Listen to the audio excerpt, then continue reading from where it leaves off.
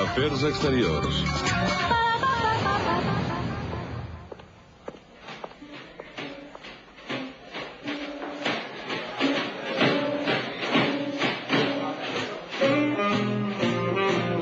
Sempre havia cregut que els mecenes s'havien extingit com els dinosaures. Però no. No només no els havia exterminat cap meteorit, sinó que estava a punt de conèixer un. I molt lluny de la Florència renaixentista. Concretament, els turons que envolten Los Angeles.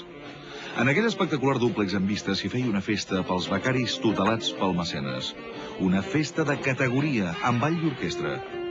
Tocaven uns ritmes regionals que els nord-americans anomenen swing. Però aquelles agradables melodies no em van distreure. Volia parlar amb algun dels nois catalans que estudiaven a Califòrnia.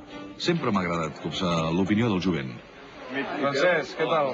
D'on ets, Francesc? De Girona. Came this year. Què tal? Àngel, De Vila-seca. de Vila-seca. Július, gironí. què tal? Molt bé. D'on ets, Sílvia? De Badalona. De Badalona. I en principi, exactament, què fareu aquí? Primer fer el màster Sí? i després, si t'interessa, doncs continuar amb el doctorat. I quedar-te 5 anys i trobar algú que et financi la carrera del teu doctorat i llavors quedar-te i fer el doctorat. Si et sents bé i et sents capaç i tot, doncs llavors quedar-te. Aquesta és la idea. I tu et sents bé i et sents capaç i... De moment encara no ho tinc molt clar, ja ho veurem. Està bé. El Marc is working on his PhD. Sí, jo vaig venir aquí fa 2 anys i 2 mesos i vaig venir per fer només el màster i em van oferir fer el Veig doctorat. integrat totalment aquí. Jo no sabia que venien a filmar avui, però...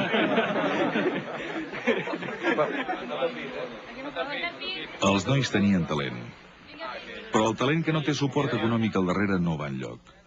Sense l'ajuda desinteressada del seu mecenes, aquells joves estudiants de ciències haurien malbaratat les seves capacitats fent de poetes o cantautors. Qui era el seu benefactor després i filantrop? En Pere Balcells. Un treballador que havia aconseguit el somni americà i que a més sabia ballar. Sí, no n'hi havia dubte. Em trobava davant d'un triomfador.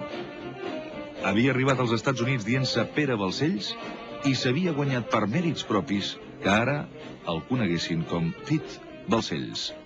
En Pete. Doncs, Pere, una mica tot això i en fi, i tot el que heu aconseguit aquí als Estats Units, potser ho heu d'agrair molta gent, però suposo que la vostra mare en particular, no? Perquè tinc entès que va ser ella que va dir sí, vés cap als Estats Units, o com va anar això? Va ser molt criticada perquè en aquell temps els fills els mantenien a casa i no els deixaven sortir. I ella em va deixar sortir, no tenia 18 anys, i va ser molt valenta, perquè jo era el més gran i també la meva mare era viuda. I era un puntal bastant important, però ella no va voler que m'aturés. Perquè vos teniu 18 anys i on treballàveu a Barcelona? Jo treballava aprenent matrisari i a la nit anava a l'escola del treball, al Correu Gerí. Sí. I quan vaig acabar els estudis em vaig aplicar per entrar a la Universitat de Colorado. Jo tenia una tia a Nova York, em va dir, si vols venir et pago els estudis per un any, després te les tens que arreglar tu mateix. I així va anar. Vaig venir aquí i vaig arribar a Nova York el dia 4 d'abril de 1947. Això us en recordeu perfectament, eh? Exactament. Què us va induir a fer de mecenes? No, què vol dir mecenes? Mecenes vol dir donar un seguit de diners perquè hi hagi altra gent, en aquest cas tots els estudiants que venen de Catalunya. Això va venir més tard perquè ja que no vaig poder contribuir a Catalunya, volia contribuir d'una altra forma. I com que tenia l'oportunitat de fer-ho, doncs vaig voler fer-ho d'aquesta manera, perquè vaig pensar que el que Catalunya necessita més que res és indústries d'alta tecnologia. I aquest país té moltes indústries d'alta tecnologia i que crec que aquestes indústries els estudiants podrien venir aquí, saber aquesta alta tecnologia i transferir aquesta tecnologia a Catalunya. Un no pot pensar per ell mateix, té que pensar pels altres, i més que res, d'un ve un. Per mi això és molt important. El que em quedava a prop era l'empresa que dirigia en Pere Balcells.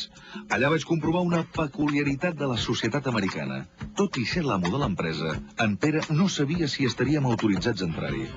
Afortunadament sí que vam poder-ho fer, però no em va abandonar la sensació de furtivitat. O sigui, a partir d'aquí ja no pot entrar-hi ningú. Sense permís. Sense permís, està clar. Quanta gent teniu treballant aquí, Pere? Aproximadament 300 persones, en 2 turnos. Hi ha 2 turnos que comencen a les 7, comencen a les 6, fins a les 3 i mitja, i després a les 3 i mitja fins a la 1 de la matinada. I això és el departament d'enginyeria que... Tot aquest tros? Tot aquest tros d'aquí al cantó. I aquí tenim segurament unes 25 persones treballant aquí dintre. Aquí sí que no s'hi pot accedir de cap de les maneres, ni amb permís, sense... Aquí ni ho diem el que és. Sí. Perquè tots en coneixem. Està bé. Una molla normal és així.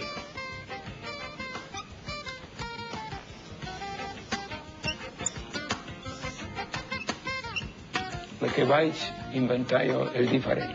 Fa un objectiu diferent i és diferent, però... De forma, també. De forma. I la manera que és la següent. Aquí, si poses una força, aquí això anirà en una direcció i en una altra. Aquesta, quan poses una força, sempre va en la mateixa direcció. Si l'apreto, veuràs que es decanta. Sí. Aleshores, el problema va ser fer una màquina perquè es pogués fer això. I jo vaig dissenyar la màquina per fer això. I això és un procés de prefabricació que ho mantenem molt secret. Tota la gent que entra allà té que tenir un còrrega de barres, tothom, i solament hi pot entrar els que tenen permís amb el còrrega de barres, perquè jo puc entrar a tot arreu, però la majoria no hi poden entrar. Inclús vos que sou l'amo heu de portar una targeta? Tothom. Les regles s'apliquen per tothom. No fem distincions aquí. Jo tinc unes 55 o 60 patents americanes. Això, diguéssim, que tot això és un capital. O sigui, això val molts diners, també, només la patent d'aquestes... Bueno, a nosaltres ens costa mantenir aquestes patents, perquè hi ha un pago anual alrededor de $550,000. Estem parlant de, sí, gairebé mig milió d'euros. D'euros, cada any. Evidentment, bé, això ho guardeu, i després ahir vam veure que guardàveu els compassos que encara fèieu servir a l'escola de treball, però el negoci no es pot portar des d'un punt de vista massa romàntic, no? Els negocis són per fer diners. No hi ha altre motiu amb un negoci, és fer diners. Si no fa diners, té que caure. No serveix. No pot continuar. El secret de l'èxit econòmic consisteix a patentar el producte. En canvi, què fabriquem a Catalunya? Fuets? I no crec que els fuets es puguin patentar.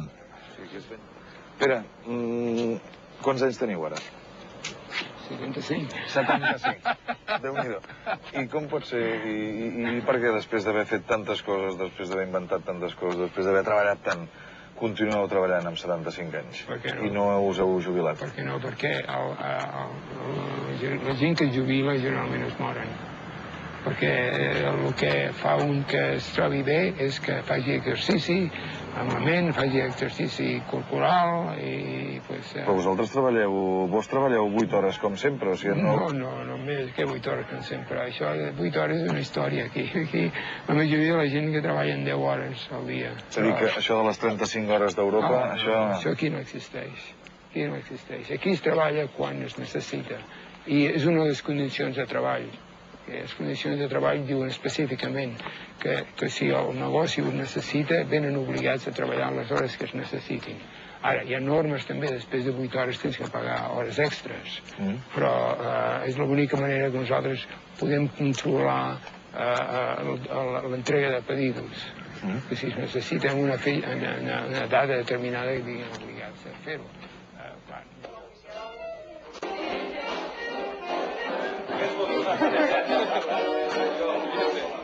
Vosaltres heu fet enginyeria, no? Sí. Tècnica superior. Exacte. 5 anys. Sí. I el mateix que heu estudiat aquí no ho podíeu haver estudiat allà, a Catalunya? No hi ha els recursos allà a Catalunya. Falta encara una mica. Segons quins camps sí, però molts altres no. i doncs, bueno... Sí, en tema de doctorat i d'això, aquí hi ha molts més recursos, hi ha molt més interès. Si no fos per en Pere, seríeu aquí, ho teníeu clar. És tan difícil que no... És impossible. A part encara que volguessin demanar una hipoteca, és el que dius, per venir a estudiar aquí tots els diners que vulguis, necessites que la universitat cregui en tu. L'única forma és que algú d'aquí te digui aquest val.